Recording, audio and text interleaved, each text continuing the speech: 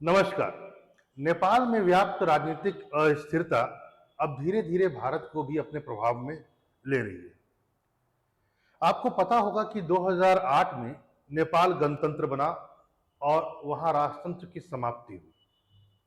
2015 में सितंबर में वहां एक नया संविधान भी बना, लेकिन संविधान में कुछ क्लॉज ऐसे थे जिससे क्या हो गया कि नेपाल में एक राजनीतिक अस्थिरता की बारंबारता शुरू हो गई, एक फ्रीक्वेंसी शुरू हो गया। क्लॉज क्या था, जरा ध्यान से समझेंगे। क्लॉज यह है कि यदि कोई दल सत्ता में हो और उस दल में यदि कोई गठबंधन उस दल को छोड़ना चाहता है या आप उससे अलग होना चाहते हैं, तो जैसे ही आप अलग होंगे उससे या वो गठबंधन आपको छोड़ेगा, आपको तुरंत विश्वास मत हासिल करना पड़ेगा, यानी कॉन्फिडेंस मोशन।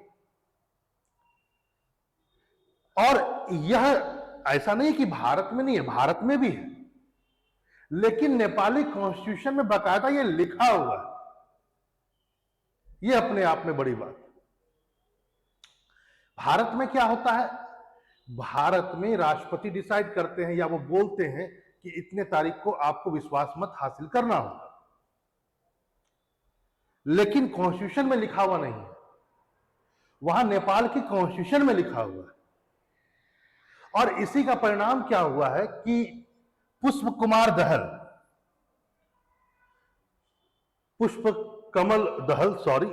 कमल दहल, जिसे आप प्रचंड भी कहते हैं, कम्युनिस्ट पार्टी के बहुत बड़े लीडर माने जाते हैं नेपाल के, वह प्रधानमंत्री हैं और 2022 से वो प्रधानमंत्री हैं।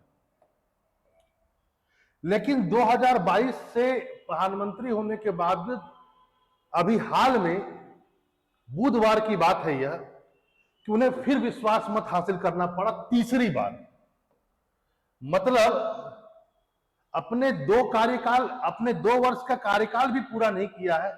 बमुश्किल से यदि मैं कहूं 1.25 साल के कार्यकाल में 3 बार विश्वास मत हासिल करना पड़ा। आप कहेंगे सर ये नेपाल की घटनाएं हैं, इसका भारत से क्या लेना देना है? लेना देना है। यहां समझने की बात यह है, पहले इन 3 चेहरों को आप देख लीजिए। ये है शेर बहादुर दुएबा, ये नेपाली कांग्रेस के हैं लीडर। ये है केपी शर्मा ओली, ये भी एक महान कम्युनिस्ट लीडर है और इनकी पार्टी का नाम है communist party of Nepal unified Marxist and Leninist. Unified Marxist and Leninist, L होगा ये, CPN-UML। और ये है माओइस्ट सेंटर पार्टी या माओइस्ट सेंट्रल पार्टी, ऐसा ही नाम है इसका। ये सत्ता में। अब यहां पर बात ध्यान देने योग्य क्या है, इसको समझना की बात यह है कि अभी तक पुष्प कुमार दहल कांग्रेस के, नेपाली कांग्रेस की सहायता से प्रधानमंत्री बने हुए थे। कुछ और छोटी मोटी पार्टियां भी साथ में थी, लेकिन कुछ दिन पहले इनका और इनमें मतभेद हो गया और अब ये दोनों मिलकर के सत्ता में आ गए। यहां पर यानी कि केपी शर्मा ओली, जो communist party of Nepal unified Marxist and Leninist party के जो हेड है वह, और कम्युनिस्ट सेंट्रल पार्टी के जो हेड है पुष्प कमल दहल, अब ये दोनों मिलकर के सत्ता चलाएंगे और प्रधानमंत्री वाजिब है, अभी भी यही बने रहेंगे। यहां पर एक बात ध्यान रखेंगे, अभी मैं डेटा पर आपको आता हूं, सबसे ज्यादा सीट इनके पास में है, नेपाली कांग्रेस के पास में है नेपाल की संसद में। सेकेंड नंबर पर यह है और तीसरे नंबर पर यह है। यानी कि जो तीसरे नंबर का पार्टी है वह प्रधानमंत्री बना हुआ है, इसको पहले समझना होगा।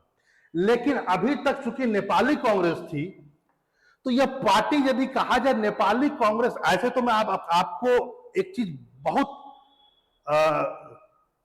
विश्वास के साथ कह देता हूं कि आज के तारीख में नेपाल में कोई भी पार्टी ऐसी नहीं है जिसके अंदर में भारत विरोध नहीं है या भारत विरोध के नाम पर वो वोट नहीं लेती है। लेकिन ये जो नेपाली कांग्रेस और इनके जो हेड है शेर बहादुर देउबा, इनका भारत से विरोध थोड़ा कम था और इसका प्रभाव मतलब उतना नहीं था। इसका प्रभाव पुष्प कमल दहल पर भी पड़ा और ये जो सरकार रन कर रही थी इसका भारत के साथ संबंध मतलब कहा जाए इन्होंने चाइना और भारत को दोनों को बैलेंस करते हुए काम किया। आप उतना क्रिटिसाइज नहीं कर सकते हैं इस मामले में, कम से कम इस पर्सपेक्टिव में आप ये मान सकते हैं कि हो सकता है इनका प्रभाव इस पर रहा हो।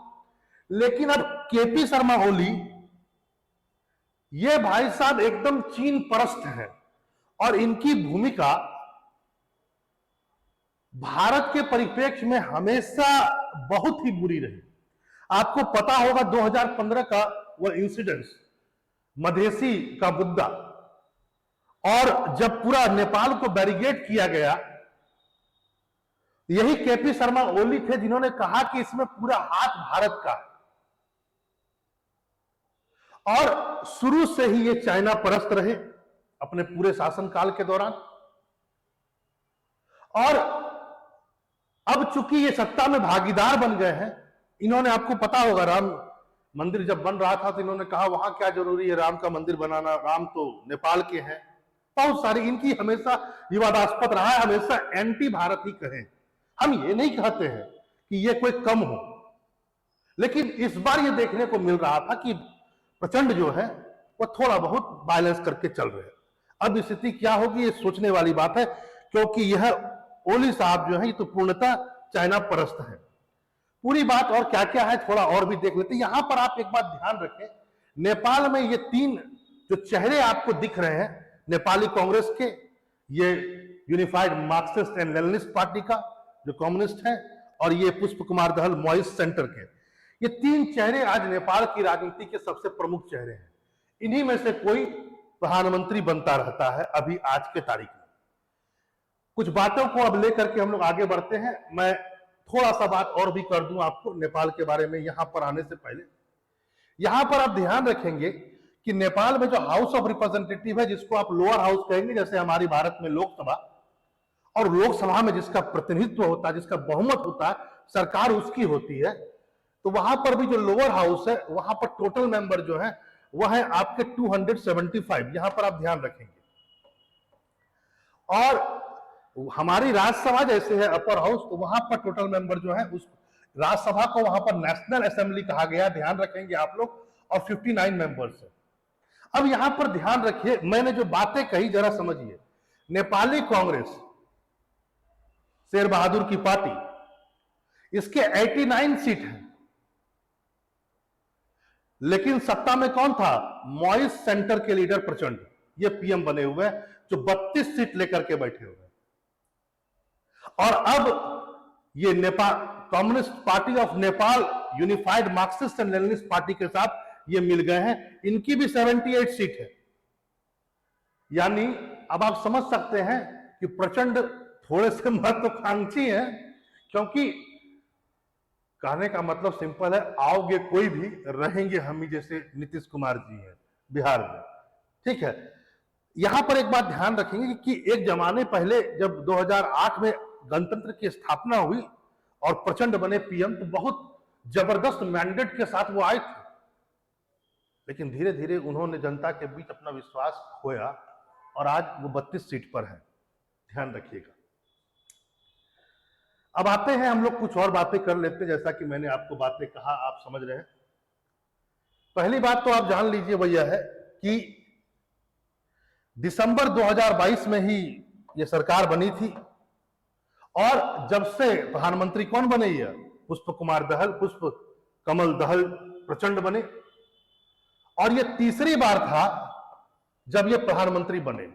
नेपाल के ये तीसरी बार प्रधानमंत्री बन चुके हैं। मैंने कहा ना, इन्हीं में से लोग घुमा फिरा कर बन रहे हैं।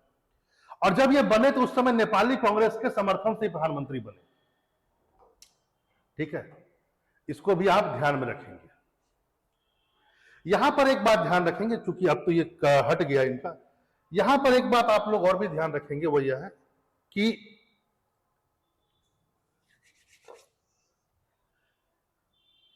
एक जमाना था जब ये दोनों एक साथ आ गए थे, दोनों कम्युनिस्ट पार्टी।